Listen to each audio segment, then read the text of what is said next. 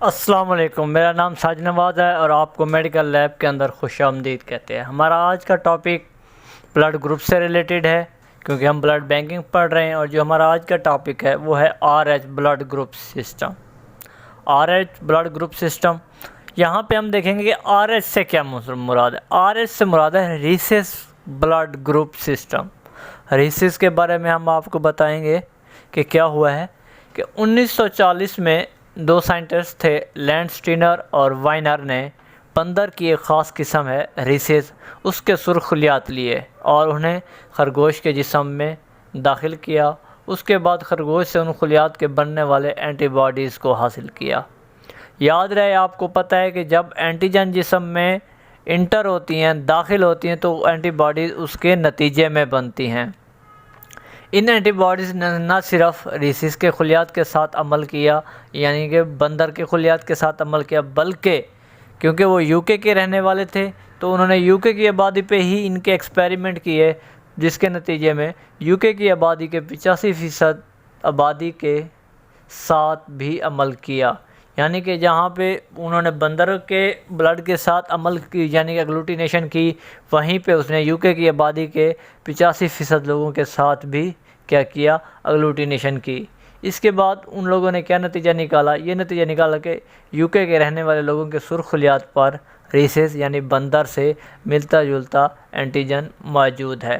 ऐसे अफराद जिनमें ये एंटीजन मौजूद होता है उन्हें RH पॉजिटिव कहा जाता है, और जिनमें ये एंटीजन मौजूद नहीं होता उन्हें RH नेगेटिव कहा जाता है। और इसी एंटीजन को एंटीजन D भी कहा जाता है।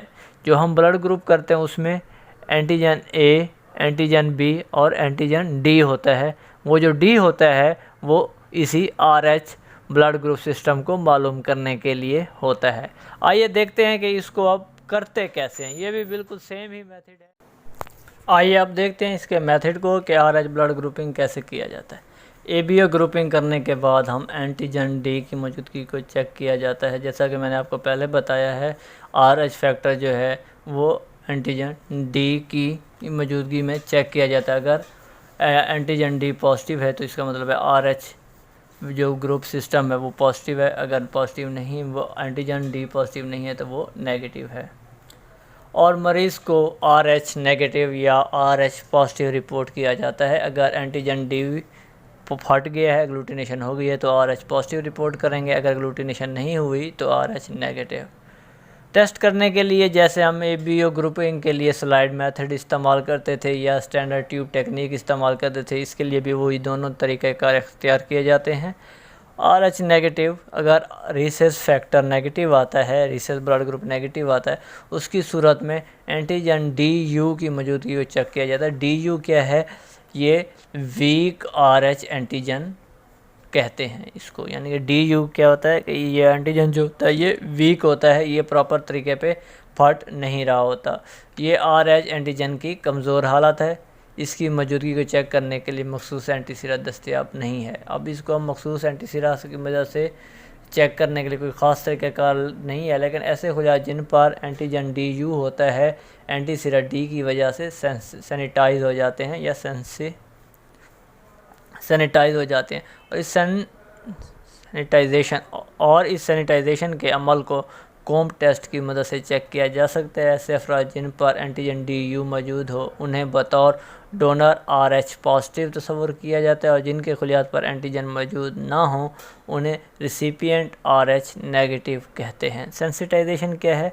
सेल्स पर एंटीबॉडीज़ का कोट हो जाना सेंसिटाइजेशन कहलाता है। ये था हमारा आज का टॉपिक। उम्मीद करता हूँ आपको समझ आई होगी। अगर कहीं पे कोई कन्फ्यूजन है तो आप मुझे कमेंट में मैसेज कर रहे हैं, मैं आपको तमाम तसल्ली बख्श जवाब दूंगा। और साथ में अगर आपको मेरे लेक्चर समझ आ रहे हैं, पसंद आ रहे हैं, तो लाइक करें, शेयर करें और कमेंट करें, और मज़ीद अपने दोस्तों को बताएं ताकि आपके वजह से किसी एक इंसान का भला हो सके। नेक्स्ट लेक्चर के लिए